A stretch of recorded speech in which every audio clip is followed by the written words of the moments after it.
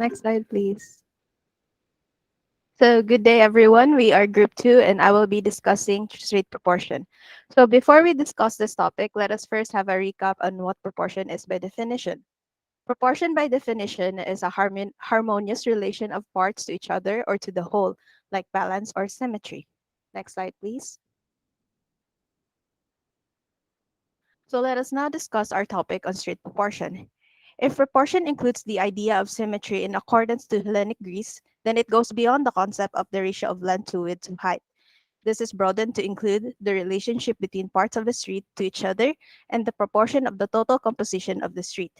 It can include the tripartite division or subdivision, which is a method of visually organizing the design by dividing it up into three sections, which in this case is the introduction, development, and climax. Next slide, please. This formal melodic structure is considered more important for the straight street design over the picturesque model of medieval examples. The straight street offers us a more restricted field of study. Its perfection is primarily dependent on a good proportion between length and width, what kind of building composes the street, and its monumental termination. Next slide, please.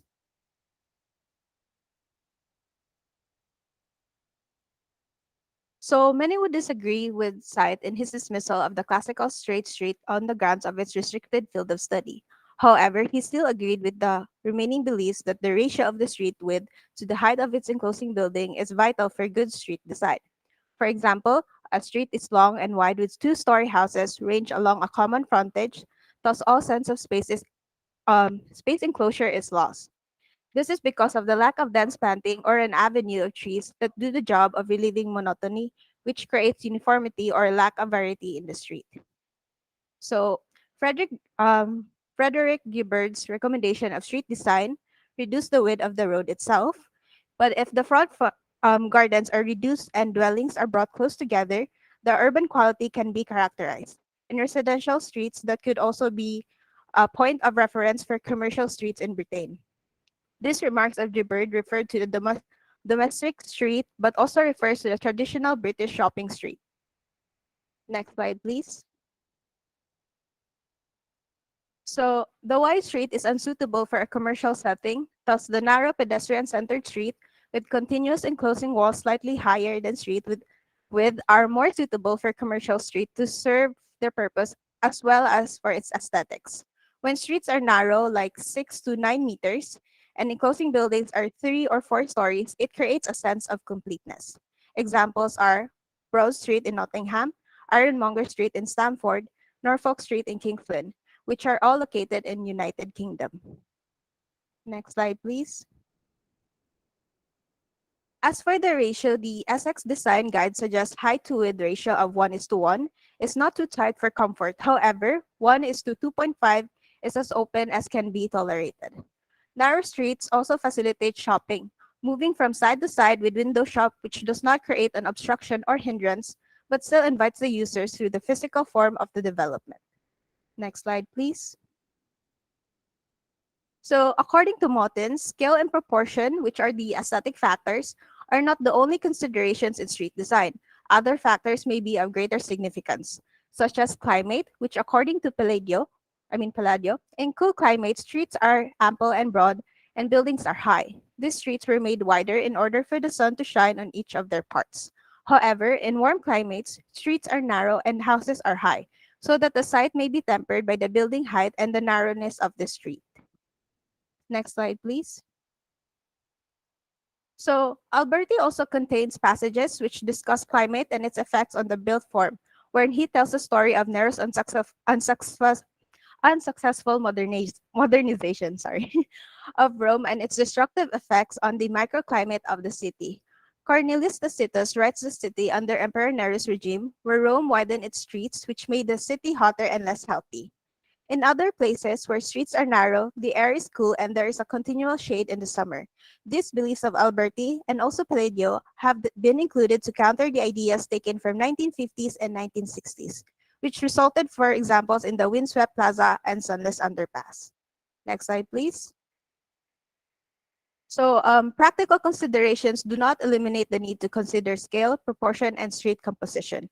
They simply set the parameters of their proper consideration. For example, the desert town of Gardea in Algeria clusters densely around the hilltops penetrated by narrow, overshadowed streets kept cool in scorching heat by proportions in public spaces, which are far different from those found in moderate climates. And that is all for our presentation. Thank you for listening. Okay, very good. A bit short, the 6 minutes. Let me see here. But that was really, I really like that. Could you show the slides with the ratios again?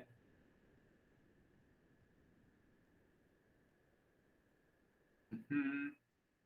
Hello? Can you show the slides again very quickly?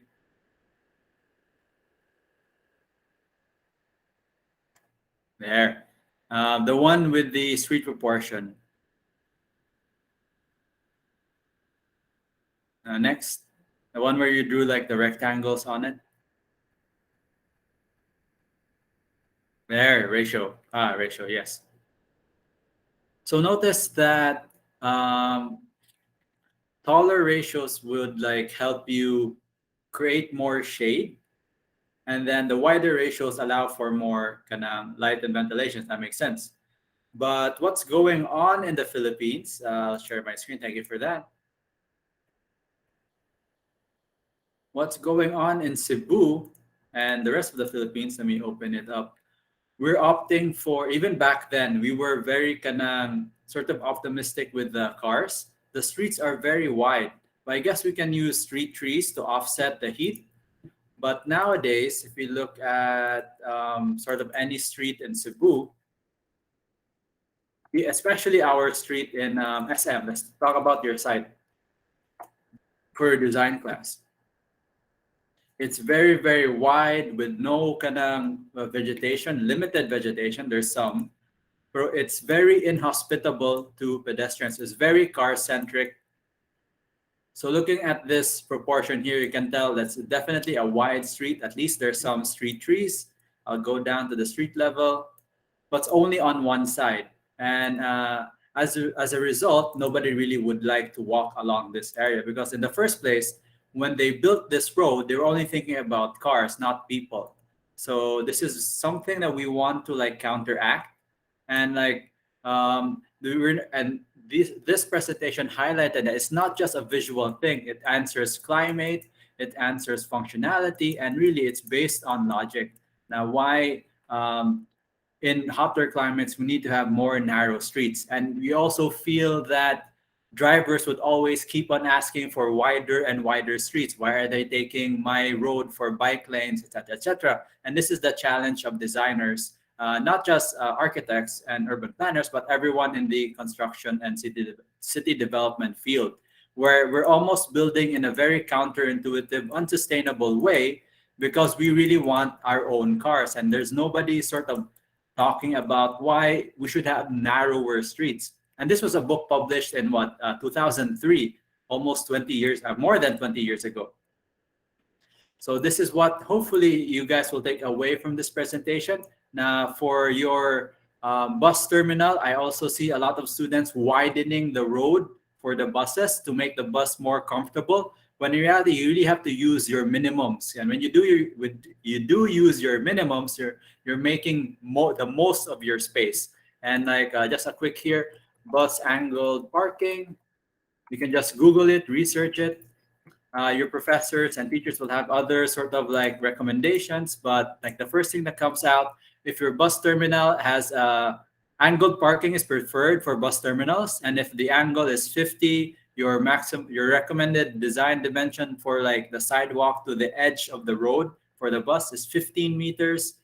And then if it's 40 degrees, it's 17.5. If it's 30 degrees, it's 20 meters. This is for a bus that's about 12 meters or 13 meters in length. Then over here, the pitch between the vehicle front and the axis of the concourse can be anything from 1 to 90. In practice, it lies between 20 to 50, like which one is like preferred. So that's how you apply sort of a reasoning or like a justification for shortening or narrowing your like road widths in your design. So It makes more efficient use of space, and it provides shading for all the buildings in your design complex. Especially when you go to fifth year, now your buildings will be multiple buildings. Even if you're just individual, at the very least, you need to design 3 buildings. And if basically, if you take nothing from this class, just remember to really minimize your road widths. Just use the recommended dimensions and don't go too wide because it's bad for the design, bad for the environment, and bad for the people using your building. Okay, I think yeah, that's 1 minute left. So for the next, di mahangyo ang na 6 minutes minimum, sir. Na paspas ako. Okay, okay na. They actually highlighted very good points, so I'll let it slide. Let me stop sharing my screen. Okay, no problem, no problem. I wanted it to be like 8, but since it was very good and we got a good discussion out of it, it's fine. I'll your slides are also part of the grade, so if you have very good slides, so it makes sense that you can like I'll give a bit more leeway for like a shorter presentation. So under 7 minutes. Good slides. Ang notes ako ang here. Okay. Next, we have the next group, Street Unity Part 1. Members are Balonda, Bacol, Villaruel, and Surilia. And then the I'll images present I'm my- using in our, oh, yes, go ahead. I'll present my screen now, sir. Okay, please share your screen. I think I'll also upload these images to our Facebook group.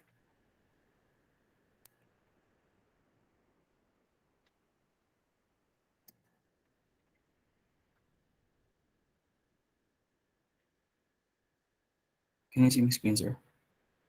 Hang on, I'm just uploading photos. Yes, I can see it. Oh wait, I didn't stop recording, sir. Must stop sa recording from a putol ang video.